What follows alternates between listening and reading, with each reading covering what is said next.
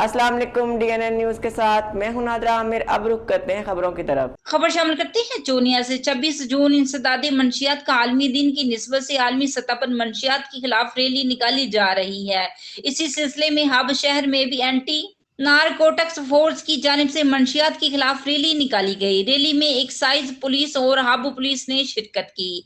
इस मौके पर लोगों ने कसीर तादाद में शिरकत की। रैली के शुरा से DSP anti narcotics force station hub Mustafa साहब ने खिताब करते हुए लोगों को मंशियात के नुकसान के बारे में अवेयरनेस दी। रिपोर्ट रहमत अली, DNN न्यूज चोनिया। अब तक के लिए इतना ही। मजीद जानने के लिए हमारे साथ रहिएगा।